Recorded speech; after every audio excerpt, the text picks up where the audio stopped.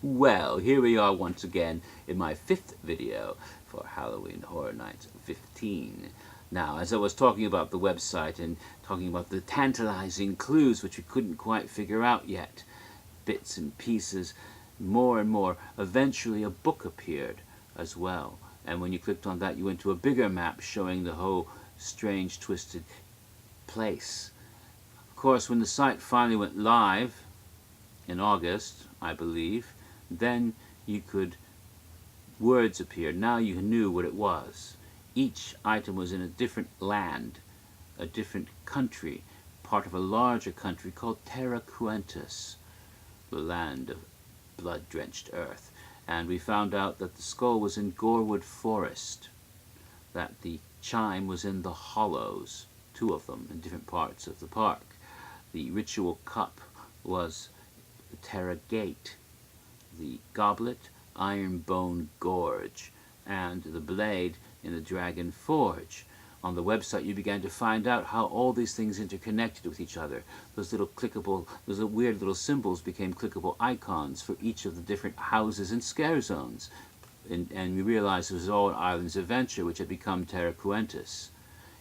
And there were, of course, some very beautiful, elaborate scenes for each haunted house and what would be there, and other interesting little bits and messages and clues, all of which was quite fascinating, in addition to, of course, for the general public, actual descriptions of each house and scare zone and show. And so now we knew what to expect.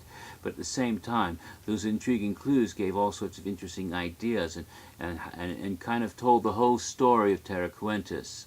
Now we knew that there was an evil queen and a season of the queen that was happening in October, of course, when Halloween Horror Nights would come, and that there was some sort of blood ritual going on, that victims' blood was taken and that the bodies were buried and became iron for the ironwood tree or the gorewood tree, and the blood was used to forge a sword, the blade, which was used for the sacrificial ritual.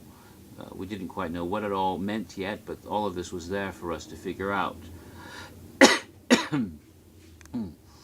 And we could see that each of these places was a part of Island's Adventure. Terra Gate was the port of entry. Ironbone Gorge was Marvel Superhero Island. Toon Lagoon was one of the hollows. The other hollow was Seuss Landing.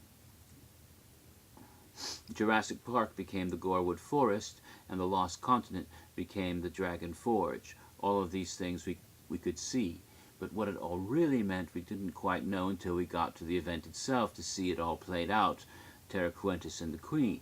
The mysterious storyteller really only appeared at the very beginning. In a teaser site she was only a sudden flash appearance of a face of an old lady in that mirror, but then when the site went live, she appeared more in the very beginning of the website, where there was a mirror showing her and showing someone being tortured on a bed of nails, and then you see her sitting there with her book with the words, "No one lives happily ever after."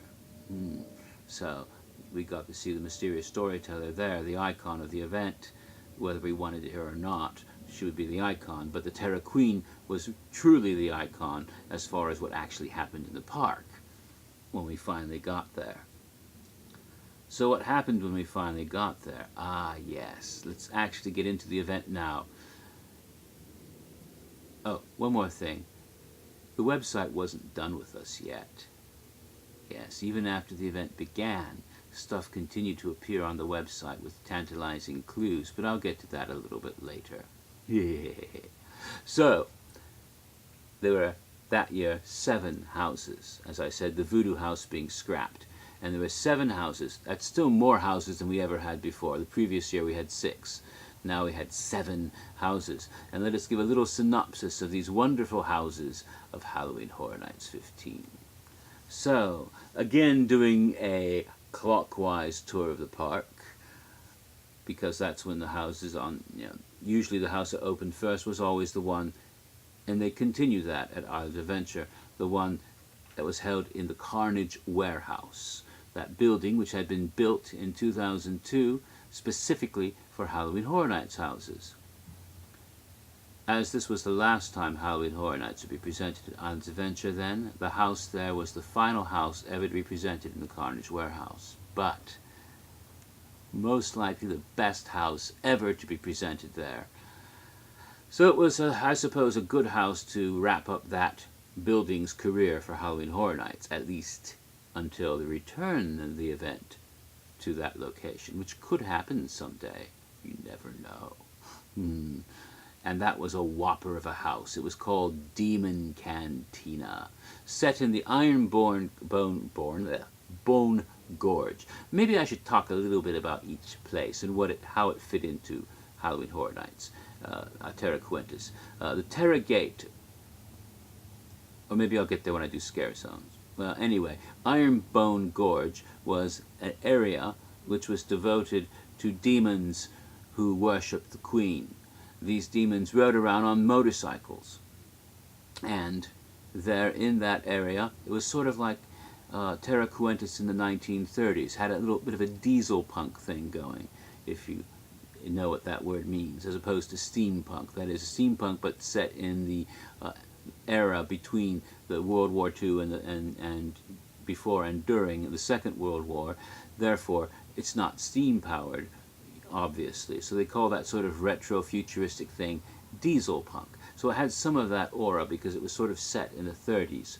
But nevertheless, you were there filled with demons riding around on motorcycles, and the haunted house was inspired, but not directly based, on the Rodriguez Tarantino film From Dusk Till Dawn, the original From Dusk Till Dawn, which was presented back in the 90s. Film directed by Robert Rodriguez and written by and starring Quentin Tarantino, along with George Clooney. The idea, of course, was that there were these criminals, and it started out as an action movie, but then it became a horror film when they got to this infamous little strip bar called the Titty Twister, where basically vampires had, this sleazy nightclub in Mexico where they would have a stripper who would turn out to be a snake woman vampire, and it was filled with vampires of all kinds. And this cantina was very similar to that in style, architecture, and look, but contained not so much vampires, but demons. They don't just drink your blood, they eat your flesh as well. And it was a marvelous haunted house. You go into the bar, and there's the demon bartender is right there. And yes, like an asshole, I asked for a drink there, and you got when I asked for a drink, he wanted to drink me, not the other way around, and was filled with all sorts of interesting rooms and places within the cantina, ultimately leading into the climax where you have all these dead human bodies hanging and some horrible demon lord, and a throne, actually, similar to the demonic thrones we've seen in other houses, from Dark Torment to Hades. Almost never anyone's sitting in the damn thrones for some reason. Anyway, but it was an awesome house, and particularly memorable was the puking drunk man, which was an animatronic out in the front who was leaning over a barrel going, there was a animatronic would keep doing that, and this endless stream of Monty Python, this vomit pouring out of it. Was quite hysterically funny, but the house itself, was intense. It was a great house, one of the most memorable houses of that year. Although some people would say there are other houses that were more memorable. It depends on your taste. Going beyond that, we come. There were no houses presented around Toon Lagoon that year, but the next house was up in the Jurassic Park area, Gorewood Forest, where the dead bodies were planted in the ground to turn into the iron that becomes what the sword was forged out of, and the blood was then used to temper the sword when it was the blade when it was made. So in this area, the haunted house, there were a couple of them. The first was in the Thunder Falls Terrace facility. Seasonal restaurant became the school, and this is where the little children who would grow up to be various minions of the Queen and would be body collectors or would grow up to be people who forge the sword, whatever they do, maybe become demons in the cantina, God knows what they would do. These little children went to school, and you went into this schoolhouse, and it was filled with children running amok, killing people, learning lessons and dismemberment and stuff, and you didn't really see any of their teachers, but you had all these children running around. Some of them wearing, of course, masks, because it was Halloween, season of the witch, the time when the season of the queen, and they were celebrating Halloween and the fact that they would grow up and become evil, horrible, demented bastards from the time that they were small children. And it was a delightful little house. Not one of the best houses that year, but I enjoyed it. It had a certain atmosphere that was cool, and then be repeated years later as the schoolhouse scare zone, which was utterly awesome, following up on the ideas of the school.